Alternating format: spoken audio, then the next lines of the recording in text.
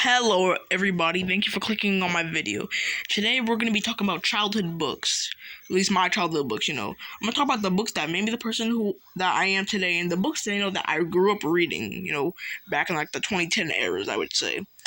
Back in the day, I think all of us used to read during our free time. We all enjoyed reading, but I think the school system kind of made, kids hate reading books, honestly, because most of the books they make you read are literally utter garbage. But I remember as a kid, I always loved reading, honestly. I always like going to the library and getting some books.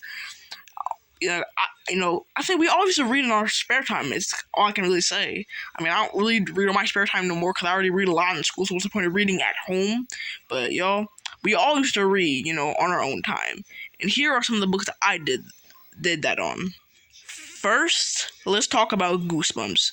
Cause I remember one time my dad brought home a bunch of Goosebumps books. I remember I read quite a bit of them. Honestly, I have really fond memories of them. I remember there's so many good stories, like the Werewolf of Fever Swamp, the Haunted Mask, Night of the Living Dummy, the story with the Garden Gnomes, the Blob That Ate Everyone.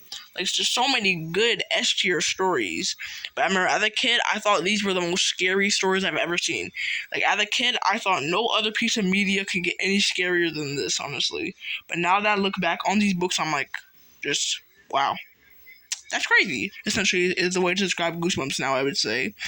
But I remember I'd always be scared by these stories, and they would always have me on the edge of my seat, and I would always be shocked at the twist at the end. Always. So this book definitely was a part of my childhood, I would say. Now let's move on to the next book. Now, ladies and gentlemen, we were at Dogman. I remember these Dogman books. I would get them for my birthday and at the library. I remember the reason I like these books. The illustrations, the pictures, the covers, little flip-o-rama section that made it look like the pictures were actually moving. I mean, just to me, when I was younger, these books just always stuck out to me. I read a couple of them. I remember I loved them. They were quick reads. I read them pretty quick. I had fun with all the little pictures moving around. I always laughed at all the comedy in it. But I gotta say, Dogman, this series is pretty wild, actually. I mean, the main story is that a man and a dog got in an explosion, and after the explosion, they're both about to die. So the doctors decide to cut both of their heads off, and then stitch the dog's head on the man's body, creating Dogman. And they're making a Dogman movie, and I'm asking myself, how on earth would they show this?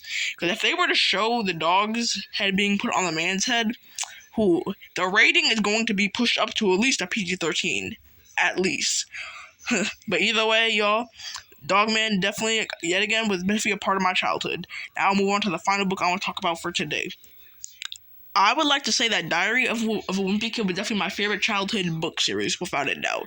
It was always fun looking at Greg Heffley and his life stories and seeing him being, a horrible person and being a psychopath and sociopath. I always enjoyed looking at it, honestly. The pictures were great, honestly. The story was pretty funny, a lot of good jokes in it.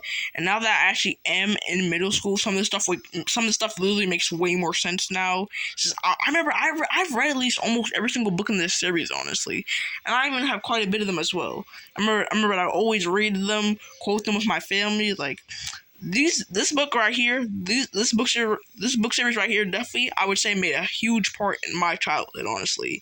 And I have so many fond memories of going to the library and reading them all the time, getting them from the book fair, buying them with my own money. It's so many great memories with this series, and I really love it, and I will never forget this series at all. And y'all, that's about all the books I feel like talking about today.